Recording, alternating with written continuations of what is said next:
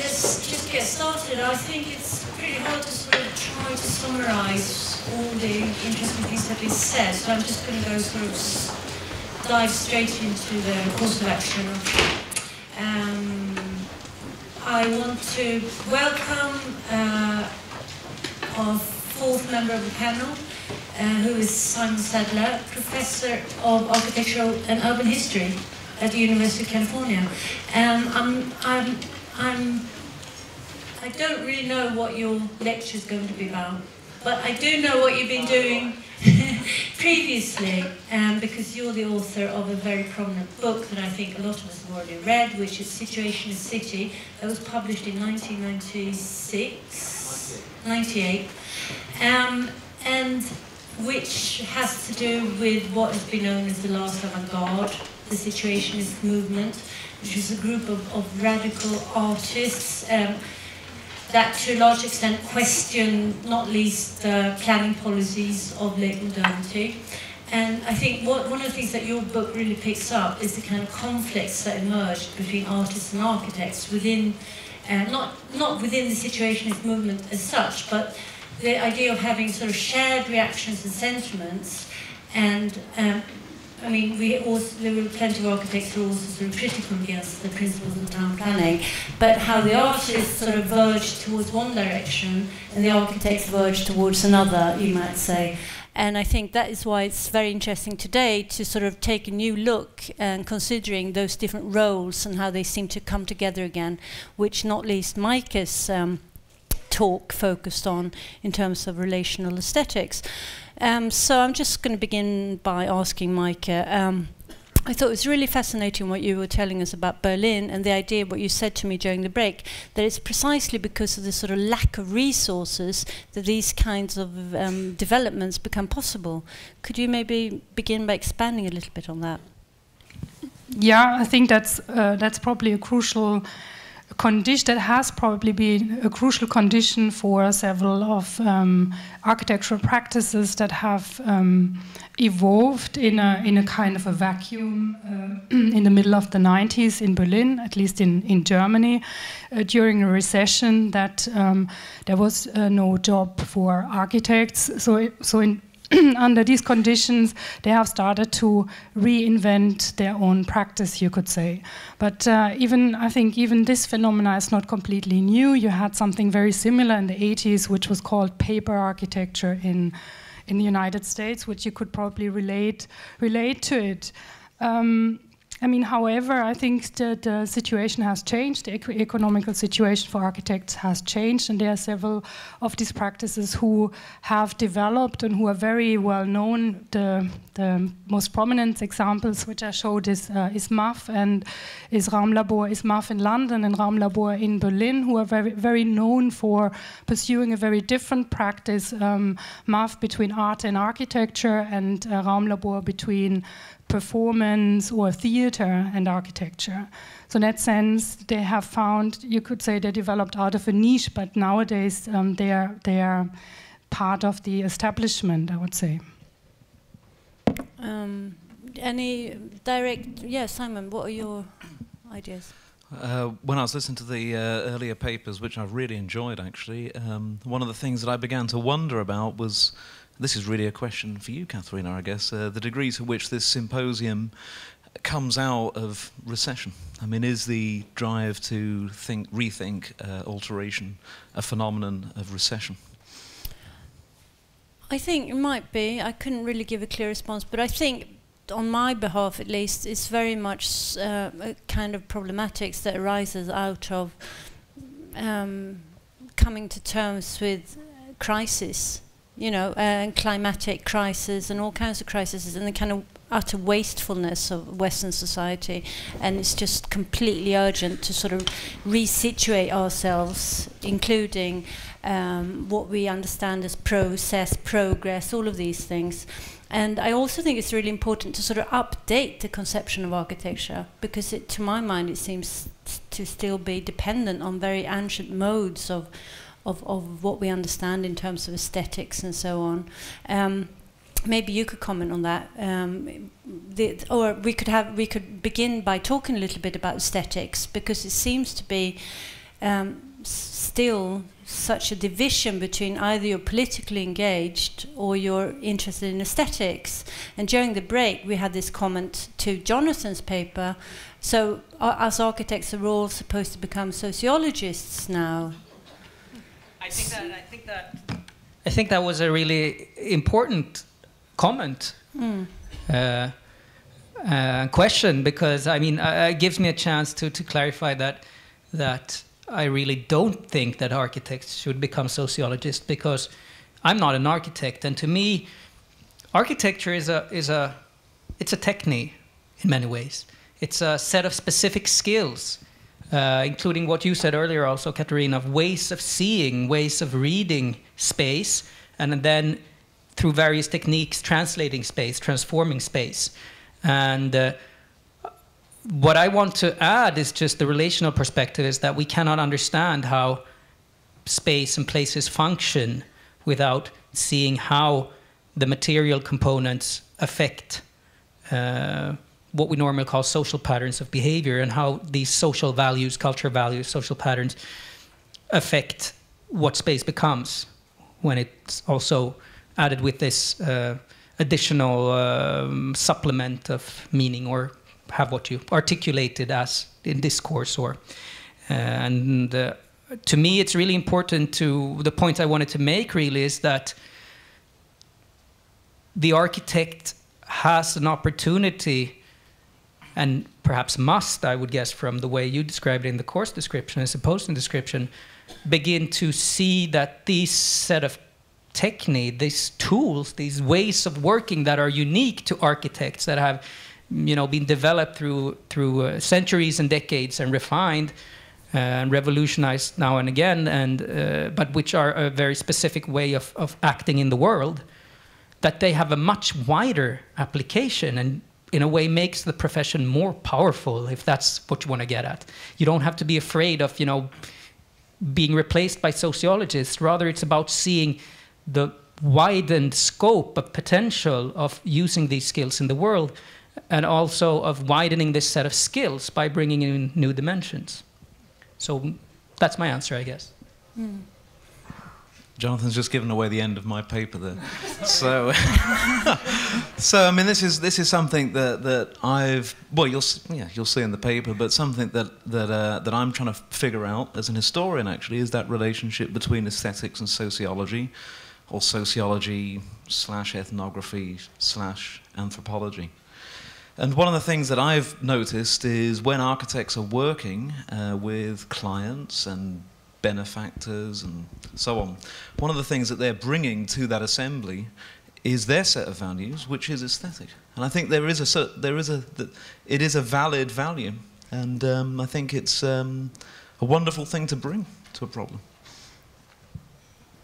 I know that a lot of architects, and this is maybe an important point here, even though I should say I had, in my mind, I thought we would have to make an effort to sort of claw our way out of the building to start with. But all your presentations today have already been far beyond the sort of little prison yard of architecture. All of you have been dealing with problems at an urban level. So perhaps the idea of architecture equal the production of aesthetical objects seems to be the dominant perception of architecture, but in fact architects do work in completely different ways, you know, with other sets of problems that I implied that sometimes known with a sort of minor architecture. So it's a sort of shift of focus of what our architects actually do and know, and what architecture practice is. And I know that one of the sort of critiques against what Micah talked about, relational aesthetics, is that this kind of endless negotiations and talking to people and coming to terms with people is what architects already are doing in their everyday offices. So that we still, I think it's true that we still maintain this idea of architecture as the creation of symbolical forms and so on, but the everyday practice is actually very relational for a start, but it's just that we have to recognize it and pay more attention to it. So the role of the architect, I'm interested in Tordis, was it really this siding of professional identities concerning Almbråket? were there also, I mean, this figure of the architect, the sort of powerful figure of the planner or the architect, the rational sort of figure that you had to sort of fold away. Have you looked into the sort of resistance amongst architects within that movement? I think it's also really interesting relating to the critique of the welfare state. And I think we have to go back in time then in some way to the 1930s exhibition in Stockholm, where you very clearly formed a new model of the architect as the architect serving society and being the expert, creating a good environment for everyone. And that, even if that's, of course, it's not, it's been a lot of other groups around architects who've been on the side of that. It was the strong idea in some way of the architects being a servant to society. And I think here again in the whole, as I rhetoric of Almblad, for example, the architect, even if it was, of course, a lot of architects involved, it's very much a critique of that servant in some way, the technocratic who just complies in some way, and it's I mean, it's pointing also to in some way towards a kind of the end of architecture and the death of architecture in some way, as not being what architects should do in some way, and I think that's also slightly problematic, and I think it is also. You know, it comes back in the 1980s as a kind of total dream of retaking that role. And you mentioned paper architecture, and I think one really should point out in relationship that the relational architecture that we talk about, that you've been talking about, Mike, today, is very, very different from the paper architecture produced in the 1980s, who was the kind of, one could say, now I'm ironizing and making it too simple, but the last effort to try to establish a kind of autonomous architecture outside economics, politics, and so on, by being critical in the sense of being outside. And this, in some ways, relational architecture does the opposite. They really put themselves close to what's happening. So even if it's not about producing buildings, that is very different strategies. I don't know if this was really an answer, but it's more a reflection in some way. Jonathan? I just wanted to add about this, about the sort of traditional role of the planner or architect as surveying society and as an expert reworking society. And in a way, I might be committing some kind of suicide here, but in a way, I think there's something very appealing in the idea of serving society, even. But I think you have to go back, and what was lacking was some form of humbleness before the role of one's own expertise, I think. And I mean, there's this, it was part of a huge machine of modernization. But I think that, you know, the idea of serving and intervening must be central. It should be central to architectural practice, but without the component of thinking that you know better, for sure. That thinking, realizing that you know differently as an architect than many people, but you don't know better. You don't know the truth, and everyone else is deluded or only have a partial picture. But you know you can add something, a different knowledge. And I guess I'm getting back to this, the technique of the architect. So you can't get beyond the surveying and survey and intervention, but I think you need to add the humbleness. There's a question. Oh, there's a question in the audience. Well, I had is there a question in the audience? I have a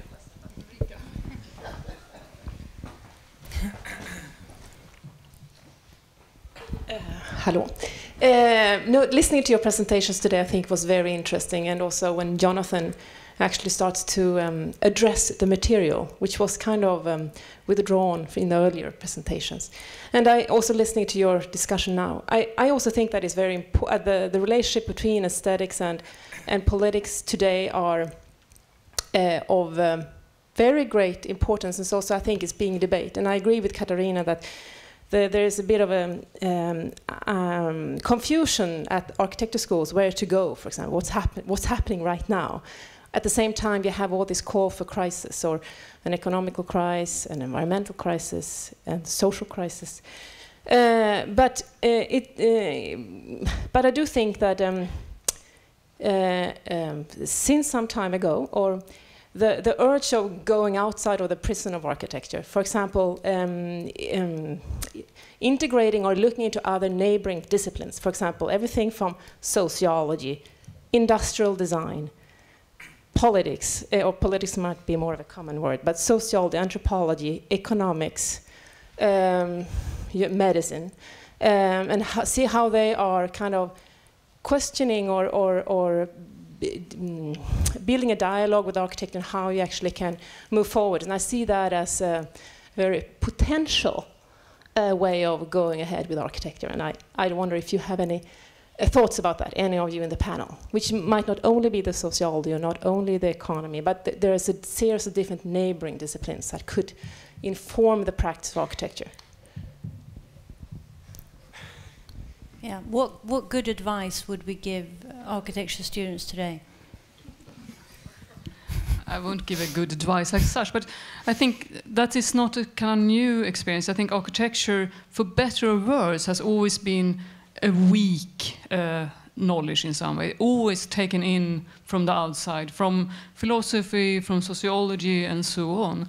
And that's, I mean, that could be seen as a kind of negative, but it's also the fantastic aspect of architecture, and relates into the architecture profession in some way, and relates to this, what Katarina was mentioning, that is already going on, this relational practice. Maybe architecture always been a kind of form of relational practice. So in that sense, I think the weakness of architecture is strength in some way. And if I should be critical, is actually when architecture is trying to step out of that, like, for example, the paper architecture of the 1980s. Even if they also brought forward other interesting aspects, they kind of refuse to take that bit in. I'm not an architect, I'm a historian. One of the things that strikes me as an historian about architecture is that it's incredibly self-critical. It's always beating itself up. And the odd thing is that outside the profession, if you ask people in the public, they think of architects as terribly arrogant, and they have no idea of the hand-wringing and the sort of neurosis that goes on inside architecture.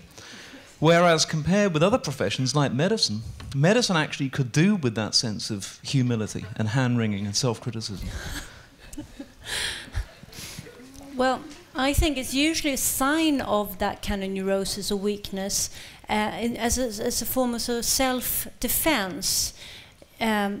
You come up with all these very specific codes of behavior, how to think, how to dress as an architect, what to wear, what films to like, what not to like, and so on and so forth. And I mean, my training as an architect was very much a social conditioning. We didn't learn many skills. We learned about how to behave and how to look like an architect. And I think that's intensely problematic. But I think that today there is another sense of, how do you say, självkänsla amongst architects that is different from the way I was brought up. And there's a much sort of more open approach to these other disciplines around us. And I think that's interesting and very sort of hopeful. But there remains a set of problems that need to be addressed, and I think it is a problem that we tend to think of architecture as something that is defined, that is sort of defined by a set of values that are assumed to be permanent and unchanging, such as sort of original style, its use, its author, all of these things that sort of disregard the fact that buildings exist sort of beyond the realm of architecture. People do things with them, they change, there are other sort of spatial agents of change than architects. So to my mind it becomes necessary to really consider architecture as such and the role of the architect within a much more complicated system, and defining our competence and our roles and our expertise within that system, socio-material agglomerations. Sorry, help me out here. So in a sense, it's got to do with system theory, and where does the sort of component come into that, which is really the way to address the theme of alteration, I would say, on a theoretical level, but also a practical level. So just maybe some comments on that. What do you think? Maybe a little bit far off comment, but I also thought it was interesting when Ulrika asked about the lack of engagement with the material. And I think I should say rather the opposite. I think what's happening in the 1970s and the whole kind of discovery of the DIY, the do-it-yourself, the reuse of existing buildings is a kind of approach to the material. Who is very man deals with things that are there in some way, and that's something that I would like to take in also, especially maybe in the later in the week when we have practitioners talking about actually working with projects that deals with the existing, as we can now call it. The ontological, fundamental ontology. So I think that's also a crucial aspect. You know, it's there. Yeah. And you react on it. Yeah. If it's in discussions or plannings or evoking desires about it, so on, it's there. Yeah, and I also think that these headings we put for these different sessions are going to become really blurred because we just keep on talking about more or less the same things. Yeah. So you just need to listen to today and then you can go home. I would just like to add a little bit to different perspectives coming in. To Simon's comment about the sort of self-bashing. I mean, we also know from our experience just every day that people who are really insecure often come out as quite coarse in their interactions. And I think it's important to you. I haven't followed the sort of history of architectural debate as you have, but I think it's really important to see that the sort of contexts were different, how you come across, and I think Katarina was into that. I think that even if there's an internal debate, which is constantly self-searching, constantly self-critical, I do think that for outside of that debate, where that debate doesn't go, architects often come out as very coarse and hard and sort of uncompromising. I have a background as a urban planner, practitioner in urban planning, and you would spot in any room, you would spot the architect as the person being the one that would always frame every problem for any metropolitan area as being a spatial material problem. And, you know, segregation, we'll fix that by building stuff. Economic growth, we'll fix that by building stuff. Anything could be fixed by the sort of configuration of space. And I think that is a problem. And I think it's important to sort of, you have that self-searching motor going on to allow yourself to bring that humbleness and that questioning also into your practice outside of the more closed rooms of architectural debate, maybe. Question from the audience. Yeah, question from you. Well, regarding the question of reprogramming, I was thinking about reprogramming not just spaces but also places, and what Jonathan said about how a place soul is created by accidental events, and I was wondering if you see sort of an increasing level of admissions where you try to change the soul of a place by conscious strategy, and if the role of the architects has become more of a brand or like the urban planner, I mean, and if whether you see this as problematic. Is it clear, the question? I think it's a clear question and it's good, but I don't think I can answer it, unfortunately, because I don't have that historical perspective on these issues. I think it's a phenomenon that has always existed. I mean, we cannot forget either. I think that even, I mean, places that are sort of articulated as places and invested with meaning, these meanings need not always be positive for everyone either. There are places that, you know, a lot of people want to destroy. They don't want them in the world. I think that in environmental psychology, there's this differentiation when they do all these quantitative studies of place, which are kind of problematic, but they have interesting terms. They have one term where they measure place identity and a different one where they measure place attachment. Where place identity would be the way people say that, okay, this is a place, this delimited room, and it has these boundaries and so on. And place attachment would be the feelings that they have attached to that place. And, you know, you could say that this is a place, it's very distinct for me, but I hate it. I don't want to have to go there. I want it out of the world. And I think the urge to sort of format place has always existed. But I can't answer if it's, maybe the architects have a better feeling of the development. No, but I can reframe that as a question to you, because I thought it was very interesting in your paper when you took out when a place become, in some way, I don't remember the terms, but when it becomes visible, it's also the time and it's actually on its way disappearing. Like, for example, Slussen. We all love Slussen suddenly because it's probably disappear. And that I think, it's like, if you take it from a Freudian perspective, is when you start loving your parents, probably when they die. And then you also miss them. And I think one aspect that has been very much worked through in urban planning is also how you actually commemorate, but letting places disappear, but also how you commemorate them in different forms. And that, for example, with Slussen could be a very, very interesting, both architectural task or a task by a sociologist. How do you actually commemorate this place, even if it doesn't exist? But I think it's important to remember that. I think Benjamin has said something, when a place disappears, it becomes an image. It's then, yeah. It stops living. It's fixated as what was. No, should I? Yeah. I think there's Bruno Latour has written with Albena Janeva, an architect, a piece on architecture, which is really interesting, where he quotes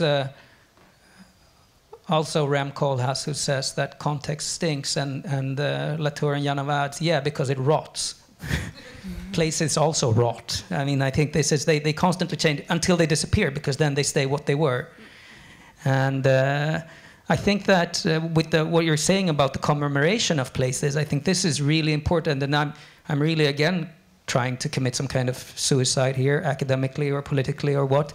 And I think it's because I would like to claim that in Stockholm we have a particular problem with this, with letting places disappear. And I think the Elm fight was a very important victory for democracy, I would claim, and many with me.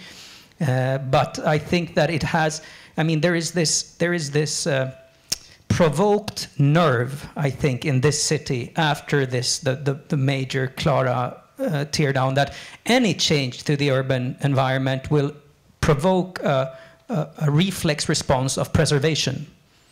And I think this is, and I'm not saying that we should just go for it and destroy it all and say places must disappear and let's tear it all down now. But that this is a touchy subject, which is, I think, particularly important in Stockholm and Sweden to investigate. So I think it's a very good point. Mm. And one subject that we haven't talked about is death, actually. But of course, death is sort of the ultimate limit for most of us. And the idea of place is strongly connected with loss and the deterioration of ground and so on and so forth. So maybe that would be a topic for further conversation. I don't know. But I think it's a point to be made in terms of, instead of addressing the end of things, the absolute limit, understanding things as constantly also re-emerging, new things appear. And that's one of the good things about life, I would say. And one of the good, powerful things about architecture is that you actually suggest something else. And there's, it's linked to something that's very powerful in terms of desire, the emergence of new things. So what I began by saying about the heavy sort of investment in the new, there's also something to do with that, I think. I seem to be slanting into some kind of deep psychological mud here. So I suggest that we finish this conversation and allow Simon to present his work for us. Okay.